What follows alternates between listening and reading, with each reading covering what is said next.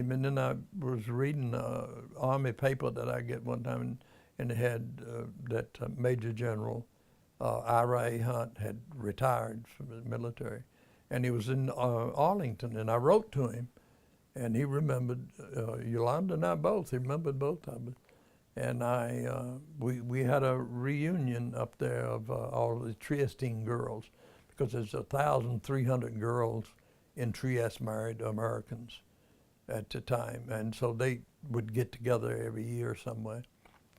And we got together up there, and I wrote and asked him if he wanted to come, Invited him, and surprisingly he said yeah, and he came. And that's the first time I'd seen him since 49. He left in 49. And he still looked the same. And he made a little speech, but he didn't say much, but he was just the epitome of what you expected of an officer in the United States Army. And he set at attention in the Jeep. I would drive him down, to go, and, most people sitting there, they just sit there and prop their foot up on the side or something. But he set at attention while he was riding in that damn Jeep. He was never, and I don't know how, you can be that strict, and he never failed. If you got in a fight, it was okay with him. But the next morning, the next night after the retreat formation, we always had retreat formation. Retreat formation, he would take the company, and actually it was left face because we went around to the back. The motor pool was back there, and they had a wash rack.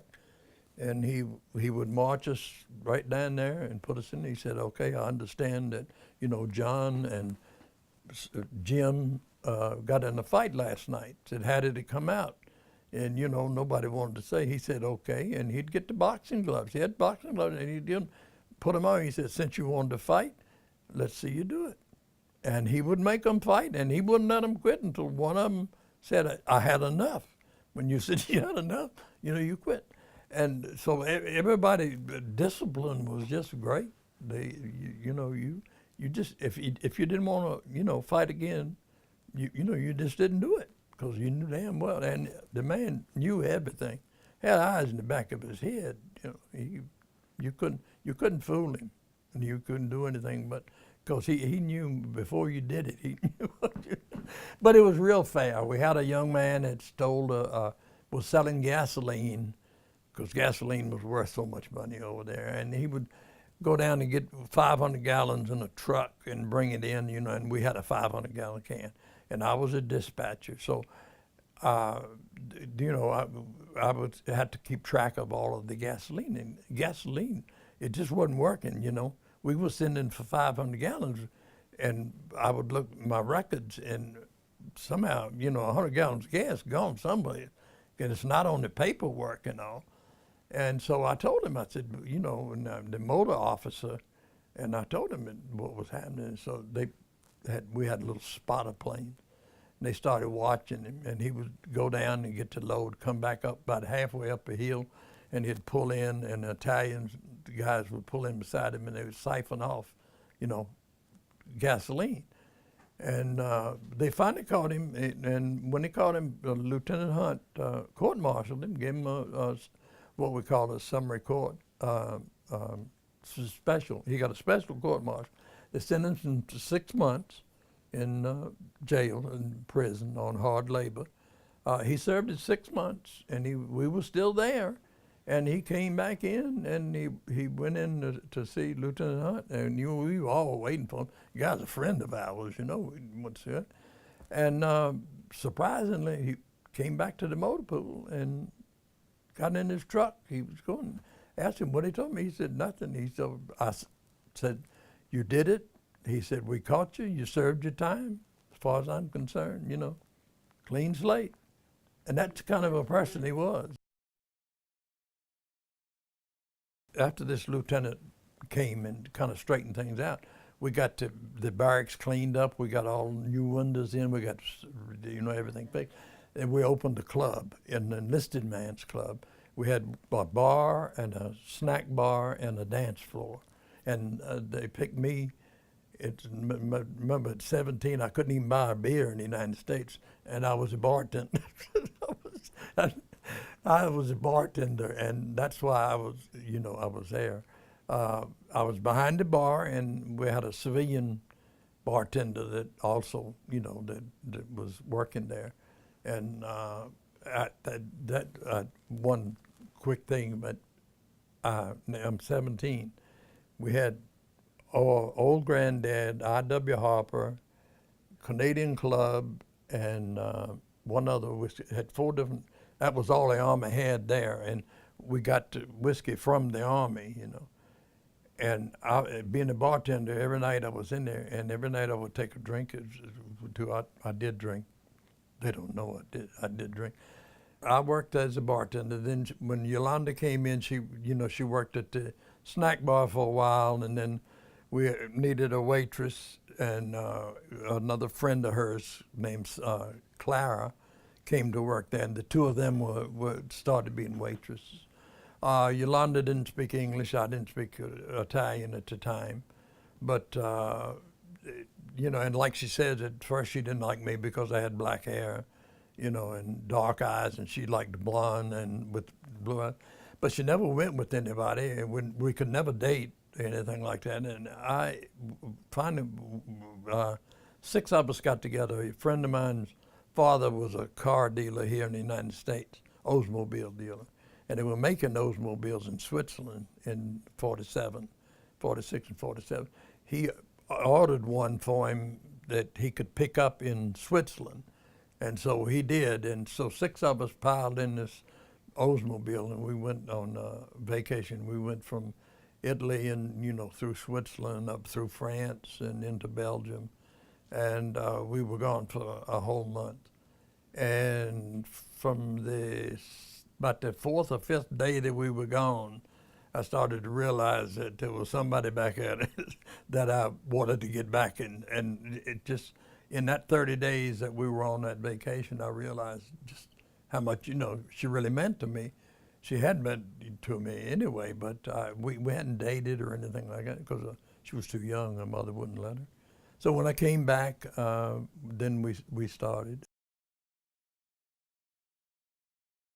Just honest to God, she walked in, and I just looked up, and I asked the guy next to me, and I just looked at him and told him, to me, she was just a beautiful woman, and that's it. Nothing except her. She was really, I'd seen men, and I'd been with other girls and had, girlfriends before I went in the Army too. But I'd just never seen anybody that it was anywhere near what she was to me. And she was a beautiful woman, and she smiled, and that was it. I mean, I was hooked. wasn't any way of getting out of it then.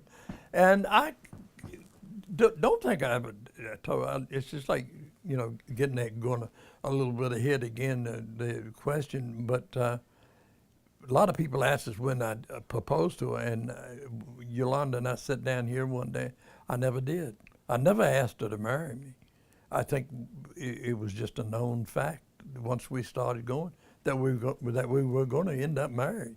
And I never said, Yolanda, will you marry me? Never proposed to her at all. But we sure did end up 2 years later, And that, in Italy, it's, families are a lot, and mothers and fathers, and they are so different than we are here. But her brother, I met her brothers. The only way I did was they took me in and said I was a friend of her sister's husband. And that was the first time I got into the door. And after that, they started realizing that this guy ain't showing up just to eat, He's got something else on his mind. And that was when we finally started going out. we always had to go out with somebody else, and we would leave together, and then Yolanda and I would go to my club, and they would go to theirs, and then we would meet back at so that the two girls could go home together. So they wouldn't supposedly didn't know that she was sneaking out with me, you know, but she was all the time. It's very strange, but my mother had had a baby, and there was a black lady that lived across from us way because we lived in more or less the section we lived in was white, and then there was a black section that didn't mix at this night. This is in the 30s. This black lady, had a baby, and the baby had some kind of a disease that she had to have breast milk, and this young black girl used to come up to my mother's about 2 or 3 times a day, and she would pump the milk, you know, and give it to her.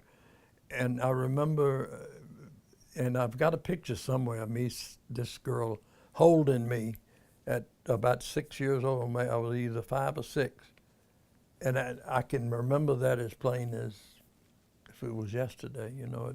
Why just that? But I remember that Mama fed that baby for about 6 months, as long as she was feeding my daughter. And I remember that was over on Miller Street. I can remember some buildings around it, but if you talk about remembering something that's kind of first thing in mind, that was one of them. And from there, you know, we moved into, like I say, over on Jacksontown Road, and I have memories of that too. But the very first, and I can still remember, is that girl coming to get the breast milk, you know, to feed her. I guess it was her sister or daughter or brother. I don't know which one. But that was I don't, and you know, why you remember that, I really don't know. But unless it's that you learned later on in life what it really meant to that child, you know. And so I suppose that's probably got as much to do with remembering as anything else, you know. That of course, she didn't have to do it, but she did. And by doing it, you know, this little kid was able to grow up, I guess.